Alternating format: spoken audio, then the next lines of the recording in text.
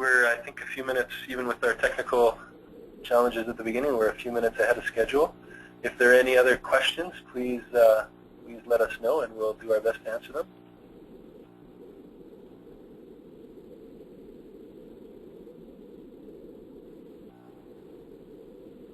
So we have a question, have you ever incorporated your technology with campsites, swipe in, swipe out for attendance and food purchases?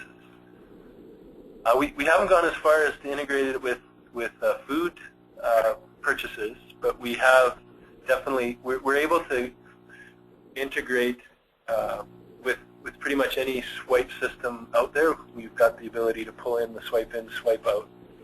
And we can set tolerances as an example. So if the shift starts at 7, but a guy shows up at 5:30 because he can't sleep and he wants to read the paper and have a coffee, he swipes in at 5:30, but we won't actually start their shift until 7 when the shift actually starts. So yes, we've integrated with owner swipe systems, or if contractors have their own specific swipe systems. But the food purchases, that's the first I've ever I've heard of that. That's probably not a bad idea to track. We are able to track expenses by individuals, so it's probably not a bad idea. Are there any other questions? Oh, we got one more. Can we tie an operator to a piece of equipment? Yes, we can. We have the ability in DTC to attach personnel to equipment so that as that information is reported on, you can see who's operating what piece of equipment. We have standby time and downtime for equipment as well.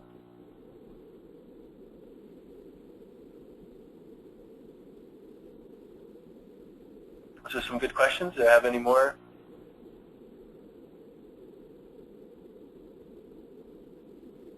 Questions? No. Oh, can you add charge-out rates and produce invoices directly to a client? Yes, absolutely. We have within DTC we have charge rates, cost rate, and payroll rate tables. So you can have 3 different rates for each individual or each piece of equipment. And in many cases, our customers will produce invoices directly out of DTC and submit them to the owner. Next question is, can you track the maximum number of hours one could work in one day across separate projects?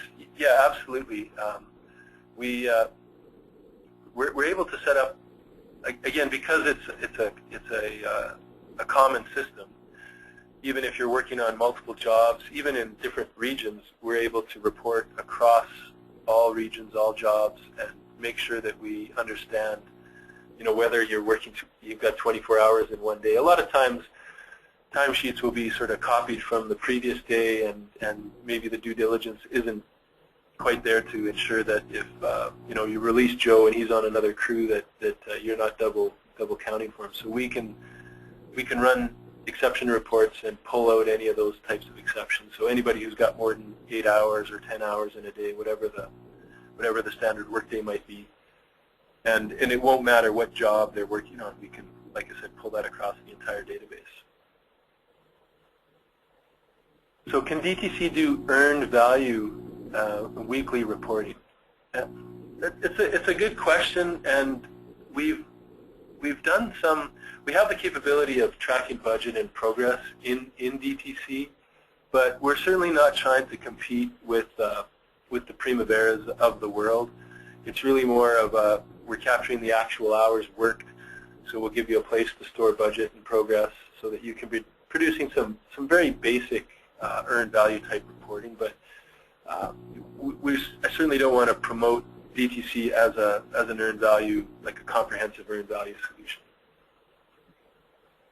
I'd sort of add the caveat that some of our smaller contractors customers who perhaps don't have the enterprise version of Primavera or Microsoft Project Server will use DTC to produce some basic earned value information.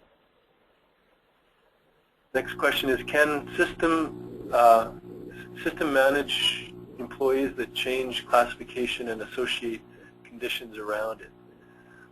Yeah, absolutely. So when you set up a person in DTC, you'll give them a default classification, and they can have a default charge classification and a default cost classification, and those can be independent of each other. And if an individual, say you've got a journeyman on the job and the foreman goes home sick for the day, the union rules stipulate you have to have a foreman, so that journeyman will become that foreman for the day. You can override his classification on the timesheet just for those 8 hours that he worked, and DTC is able to track what their default classification is versus what their classification is on a timesheet.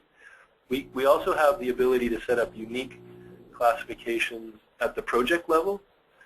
So if you've got, again, a journeyman who's going to be a foreman for this entire job, you can set up that classification at the job level, and DTC again is able to manage all of those, the reporting of those exceptions. And you can track history as well. So classifications are effective dated. So if a guy goes from apprentice to journeyman, you can track that history as well. Next question is the application web-based or locally installed? It's a rich client application that runs over the web. So we've got a central database, central SQL Server database, and the client there's no installation required. It's an executable that's deployed to the machines out in the field. So it communicates via the internet, but it's a central database. Next question is, are there any attachment capabilities for equipment and materials?